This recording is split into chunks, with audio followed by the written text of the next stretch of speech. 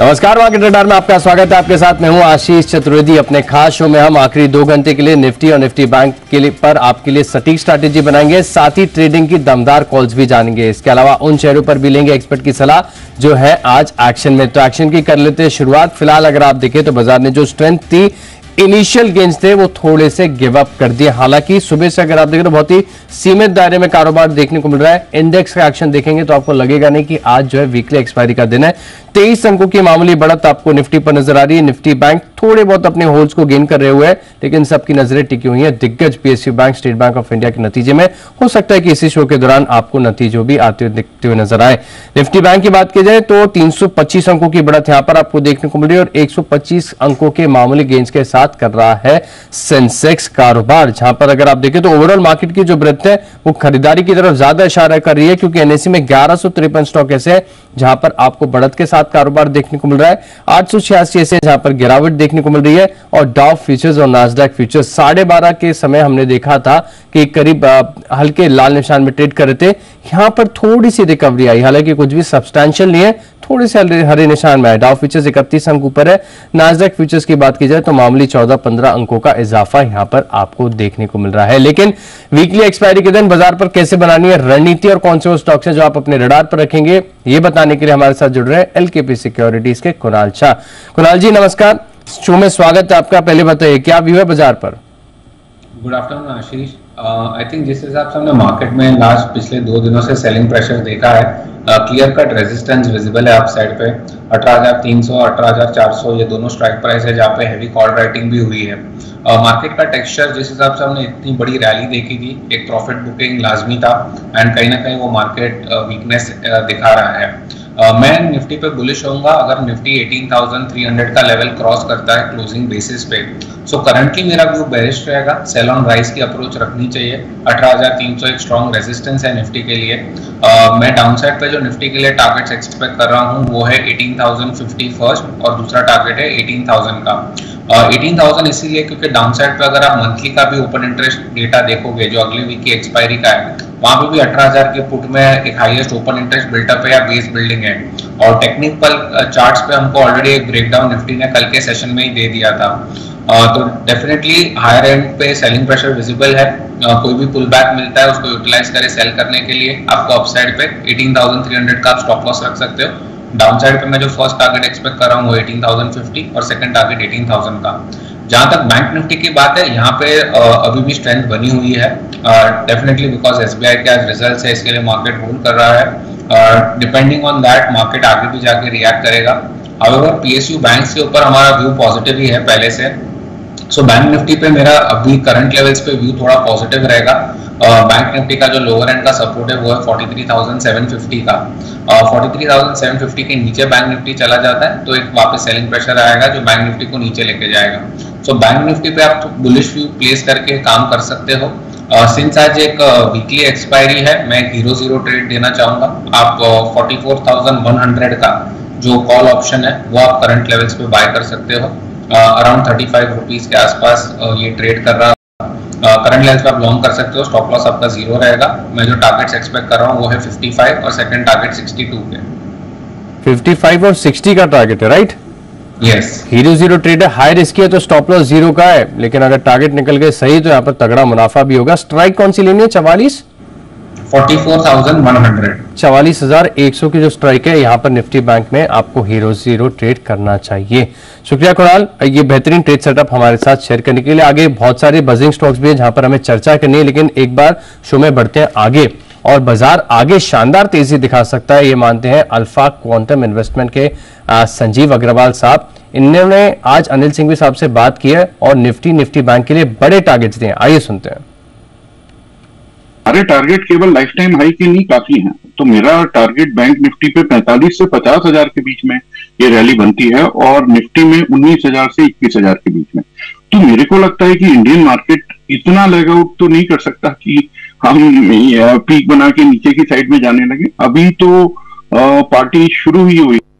अभी तो पार्टी शुरू हुई है। बड़े टारगेट्स यहाँ पर इंडेक्स निफ्टी बैंक के लिए 19,000 से लेके 21,000 तक की रेंज जो है यहाँ पर मीडियम टर्म पे निफ्टी के लिए निकल कर आ रही है। यहाँ पर रखेंगे आप नजर। अब बात कर लेते हैं ढेर सारी ऐसे स्टॉक जहां पर आपको खास एक्शन देखने को मिला है। थोड़ी देर पहले जब हमने शो की शुरुआत की थी तब एक कंपनी है पीएसपी प्रोजेक्ट जिसके नतीजे आए थे और नतीजे अगर आप देखें तो हल्के साइड पर कमजोरी नजर आ रही है। लेकिन खास बात है कि पूरा जो इंफ्रा स्पेस है काफी बजिंग रहा है। यहाँ पर खास बात यह कि जो कंपनी का मार्जिन है वो 16% से घटकर 11% रह गया और मुनाफे में भी करीब 16% की गिरावट यहाँ पर आपको देखने को मिली। 2.5% की गिरावट है पीएसपी प्रोजेक्ट्स में। पहले बताइए चार्ट कैसा लग रहा है और जिनकी लॉन्ग पोजीशंस हैं, खरीदारी पहले कर रखी है, इन्हें क्या करना चाहिए?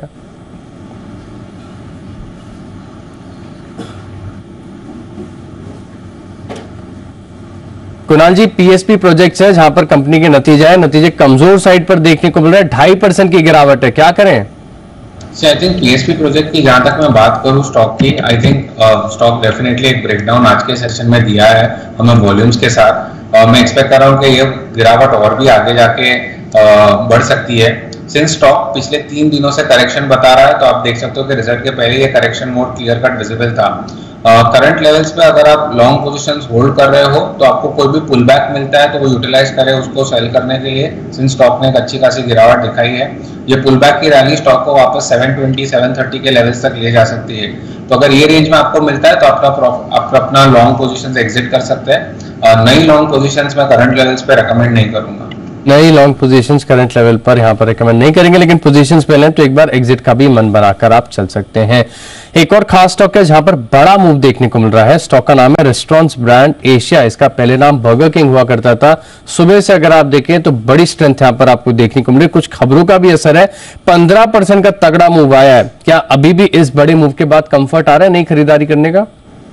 आई थिंक डेफिनेटली स्टॉक एक ओवरसोल्ड की टेरिटरी में था। जिस हिसाब से स्टॉक एक क्लियर कट डाउन ट्रेंड में चल रहा था, लोअर हाई लोअर लो के फॉर्मेशन, आज फाइनली स्टॉक में एक अच्छा खासा ब्रेकआउट आया है। Definitely stock already 15% current levels पे अट्रैक्टिव नहीं है बाय करने के लिए। कोई डिप मिलता है तो आप यूटिलाइज करें। स्टॉक का जो लोअर एंड जहां पे आपको एक्चुअल बाइंग वापस मिल सकती है वो है 116 117 का जोन। सो अगर वो ये लेवल के आसपास आपको मिलता है तो आप वापस लॉन्ग पोजीशंस क्रिएट कर सकते हो। 110 का स्टॉप लॉस रखिए। मैं एक्सपेक्ट कर रहा हूँ स्टॉक को वापस 130 133 के लेवल्स टेस्ट करने के लिए। थोड़ी सी डिप पे करिए खरीदारी। 130 के ऊपर के लेवल्स फिर आगे आपको जाके देखने को मिल सकते हैं। एक और स्टॉक है जहां पर बड़ी तेजी है, EIH लिमिटेड। यहां पर आप देखिए 214 का भाव है। एक ही दिन में 21 रुपए ऊपर, यानी कब देखें तो 11% का तगड़ा मूव है। पूरा हॉस्पिटैलिटी होटल स्पेस के स्टॉक्स काफी अच्छा प्रदर्शन कर रहे हैं। एक स्टॉक है जो अपने बजिंग जोन के आसपास आ रहा है, लेमन ट्री होटल्स। कल भी थोड़ी सी तेजी यहां पर देखी गई थी, आज भी करीब 2% का मूव है। रिलेटिवली जितने भी होटल स्टॉक्स हैं इनमें इस स्टॉक के अंदर इतना बड़ा मूव अभी तक देखने को नहीं मिला है। इसके चार्ट्स क्या कह रहे हैं? आई थिंक EIH होटल की मैं बात करूंगा तो डेफिनेटली चार्ट का स्ट्रक्चर काफी बुलिश है। अगर आप लॉन्ग टर्म चार्ट्स भी देखोगे वीकली और मंथली के, एक फ्रेश ब्रेकआउट आया है। स्टॉक का जो रेजिस्टेंस था 205 का, वही वो रेजिस्टेंस आज मैसिव वॉल्यूम्स के साथ इसने ब्रेकआउट दिया है। तो बहुत ही बड़े टारगेट्स निकल के आ रहे हैं। अपसाइड में स्टॉक एटलीस्ट 240 250 के लेवल्स दिखा सकता है।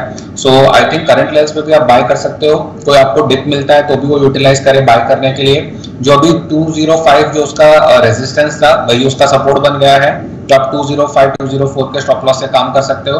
मैं टारगेट जो एक्सपेक्ट कर रहा हूँ लॉन्ग टर्म बेसिस पे, वो फर्स्ट टारगेट है 240 का और सेकंड टारगेट है 250 का। और लेमन ट्री यहाँ पर क्या राय होगी? और लेमन ट्री की जहां तक मैं बात करूं, यहाँ पे भी बाइंग आज डेफिनेटली क्लियर कट विजिबल है। जैसे कि आपने मेंशन किया कि होटल सेक्टर ही आज बजिंग है। लेमन ट्री में अगर आप देखोगे तो रेजिस्टेंस था जो स्टॉक का वो 85 86 का लेवल था और उसके बाद वो एक बार वो रेजिस्टेंस ब्रेकआउट आ गया। उसके बाद स्टॉक एक हायर हाई हायर लो का फॉर्मेशन बना रहा है। Clear cut momentum by side पे ही है। 90 91 अभी एक स्ट्रॉन्ग बेस बन गया है, वहीं से हमें बाइंग दिखती है। तो आप करंट लेवल से भी बाय कर सकते हो। तो डिप मिलता है तो भी यूटिलाइज करें बाय करने के लिए। 90 रुपीज का स्टॉप लॉस रख सकते हो। अपसाइड में जो टारगेट एक्सपेक्ट कर रहा हूँ वो है 102 के। 102 के? यस। ये 100 आप लेमन ट्री होटल जहां पर भी फोकस करके चल सकते हैं। कुणाल जी कनेक्टेड रहेगा। शो में वक्त हो गया एक छोटे से ब्रेक का। ब्रेक के बाद और भी ढेर सारे स्टॉक्स हैं जहां पर करनी है चर्चा। बने रहे हमारे साथ।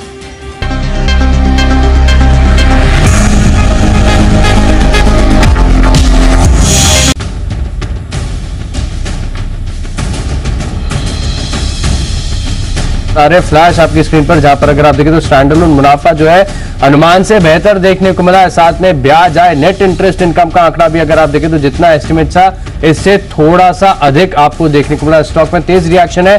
और डिटेल जानने के लिए मेरे सहयोगी वरुण दुबे मेरे साथ जुड़ चुके हैं। वरुण, बताइए कैसे हैं नतीजे? देखिए, नतीजे तो अच्छे हैं, उसमें तो कोई डाउट ही नहीं है। आप एनआई देखेंगे तो वो तो ऑलमोस्ट जितना हमने सोचा था उतना ही है। अब मुनाफा बढ़ के आया है, 16,000 करोड़ के ऊपर मुनाफा निकला है। इसके दो कारण हो सकते हैं। एक तो लोग मान के चल रहे थे कि शायद स्लिपेजेस में 10-11% के आसपास की बढ़त होगी, जिसके चलते हमारा मुनाफे का जो फिगर था वो करीब 14,800 करोड़ के आसपास का था। मुझे लगता है वो और प्रोविजनिंग का जो नंबर है वो कम आया होगा, और जो वेज रिविजन से लोग डर रहे थे शायद उसका उतना बड़ा इंपैक्ट नहीं हुआ है। उसका इंपैक्ट आपको देखने मिला है कंपनी के मुनाफे में। आप देखिए, ग्रॉस एनपीए यहाँ पे कम हुआ है, 3.14% से गिर के करीब 2.8% के आसपास आया, जहाँ तक मेरा अनुमान है। तो वो एक अच्छा आंकड़ा है। 2.78, देखिए 2.9% के आसपास का अनुमान था। तो एनपीएस भी उम्मीद से काफी बेहतर है। तो हर पैमाने पे बेटर है। अब एक ही चीज देखना है कि नेट इंटरेस्ट मार्जिन किस तरह से कंपनी के निकल के आए हैं। मुझे लगता है कि वहां पे भी सुधार होगा। नेट एनपीए 0.77 से घटकर 0.67, तो इन सबका असर एक्चुअली नेट इंटरेस्ट मार्जिन जो है उन पे होता है। तो आई थिंक कि नेट इंटरेस्ट मार्जिन जो है वो भी इस बैंक के सुधरे ही होंगे, गिरने की कोई भी उम्मीद नहीं है। एटलीस्ट जो नंबर्स अभी देखने मिल रहे हैं उसके चलते देखिए, प्रोविजनिंग 3,262 करोड़ से घट के 1,278 करोड़ के आसपास आई है। तो ये प्रोविजनिंग जो है वो कम हुई है। आई एम श्योर स्लिपेजेस कम हुए होंगे और उसी का असर जो है आपको कंपनी के मुनाफे में देखने मिल रहा है। इंटरनल्स भी कंपनी के काफी अच्छे हैं। शायद गिरावट इसके देखने मिल रही, काफी चल चुका है, अदरवाइज कहीं कोई दिक्कत नहीं, कहीं कोई दिक्कत नहीं लग रही। और जैसे कि आपने बताया कि इंटरनल्स अगर आप देखें तो खास तौर पर जो नेट एनपीए का आंकड़ा है, उम्मीद थी बाजार को कि 0.77% पर नेट एनपीए फ्लैट रहेंगे, लेकिन यहां पर भी आप देखें थोड़ा तिमाही दर तिमाही इंप्रूवमेंट आपको देखने को मिला। 11 रुपए 30 पैसे का प्रतिशत डिविडेंड भी दिया है। साथ में अगर आप देखें तो कैपिटल एडुकेसी रेशियो 14.68% है। मुनाफे का आंकड़ा आपकी स्क्रीन पर फ्लैश हो रहा है, जहां पर आप देख सकते हैं कि ग्रॉस एनपीएस यहां पर बढ़िया सुधार देखने को, जिसके बारे में अभी आपको वरुण ने बताया, और नेट एनपीएस जो है यहां पर भी काफी खास असर देखने को मिला। तेज रिएक्शन है स्टॉक के अंदर, जहां पर अगर आप देखें तो स्टॉक में उतार चढ़ाव देखने को मिला। लेकिन कुणाल जी हमारे साथ कनेक्टेड है। कुणाल जी, चार्ट देखकर बताइए कैसा लग रहा है state bank of India? I think definitely अगर चार्ट देख के मैं बात करूं तो ट्रेंड अभी भी बुलिश ही है। और पीएसयू बैंक्स ने जिस हिसाब से ब्रेकआउट दिया है, जो भी आपको डिप यूटिलाइज मिल रही है एसबीआई में रिजल्ट के रिएक्शन के बाद, वो यूटिलाइज करे बाय करने के लिए। स्टॉक का जो स्ट्रॉन्ग सपोर्ट है डाउनसाइड पे वो है 577 का। तो जब तक ये लेवल ब्रीच नहीं करता है स्टॉक बुलिश ही है। मैं एक्सपेक्ट कर रहा हूँ स्टॉक को अपसाइड में एटलीस्ट 592 फर्स्ट टारगेट देखने के लिए, और उसके ऊपर 600 के भी टारगेट्स आ सकते हैं। के भी टारगेट्स यहाँ पर आ सकते हैं। डिप का इस्तेमाल खरीदारी करनी चाहिए, ये कुणाल का व्यू निकल कर आ रहा है। लेकिन कुणाल काफी सारे लिया, आप बताइए आपके स्टॉक्स हैं। आई थिंक आज के ट्रेडिंग सेशन में जैसे कि हमने देखा है कि एनबीएफसीज में काफी जोश है और फाइनेंस कंपनीज काफी अच्छा कर रही है। तो मेरा जो पहला पिक रहेगा वो है एल&टी फाइनेंस। एल&टी फाइनेंस का आप चार्ट स्ट्रक्चर देखोगे तो एक ब्रेकआउट स्टॉक ने ऑलरेडी 2-3 दिन पहले ही दिया था। उस ब्रेकआउट के बाद एक क्लियर कट हाई लो के फॉर्मेशन इंटैक्ट है पूरे स्टॉक में। मैं एक्सपेक्ट कर रहा हूँ स्टॉक को अपर एंड में 106-108 के लेवल्स टेस्ट करने के लिए। करंटली 101 के आसपास चल रहा है। लोअर एंड पे आपको जो स्टॉप लॉस रखना है वो है 97 का। सो एल&टी फाइनेंस मेरा पहला पिक है जो लॉन्ग साइड पे है। सेकंड पिक है वो मेरा भी लॉन्ग साइड पे ही है, और वो है कैपिटल गुड इंडस्ट्रीज से। कैपिटल गुड्स आपने देखा कि बहुत अच्छे मोमेंटम में है, एंड आई थिंक ये मोमेंटम आगे जाके भी कंटिन्यू रहेगा पूरे सेक्टर में। उसमें से मेरा जो टॉप पिक है वो है एबीबी इंडिया। एबीबी इंडिया का आप देखोगे तो रिसेंटली स्टॉक ने एक बहुत अच्छा ब्रेकआउट दिया था। उस ब्रेकआउट के बाद स्टॉक एक कंसोलिडेशन के फेज में गया है पिछले 3-4 दिन से, सिंस मार्केट करेक्शन में है। एंड आई थिंक वापस एक अपमूव के लिए स्टॉक रेडी हो गया है अपसाइड के लिए। सो आप एबीबी को अभी करंट लेवल्स पे भी बाय कर सकते हो। 3845 का आप स्टॉप लॉस रख सकते हो डाउन साइड पे। और मैं जो टारगेट्स एक्सपेक्ट कर रहा हूँ वो है 4100 फर्स्ट, और सेकंड टारगेट 4200 का। दो ट्रेडिंग आइडियाज हैं जहां पर आपको रखनी चाहिए नजर। कैपिटल गुड्स से एबीबी, यहां पर देखिए तगड़ी खरीदारी देखने को मिल सकती है। अच्छा स्टॉक का चार्ट है। साथ में अगर आप देखें तो एल&टी फाइनेंस, यहां पर भी फोकस पूरी तरीके से बना हुआ है। टारगेट और स्टॉप लॉसेस दोनों स्टॉक से आपकी स्क्रीन पर हो रहे हैं फ्लैश, नोट डाउन कर लीजिएगा। दोनों स्टॉक्स में करनी है आपको खरीदारी। शुक्रिया कुणाल जी हमारे साथ जुड़ने के लिए, और बेहतरीन ट्रेडिंग आइडिया साथ में जितने भी बजिंग स्टॉक्स हैं इनके ऊपर डिटेल डिस्कशन करने के लिए। और इसी के साथ इस शो में इतना ही, लेकिन आप बने रहेंगे जी बिजनेस के साथ। नमस्कार।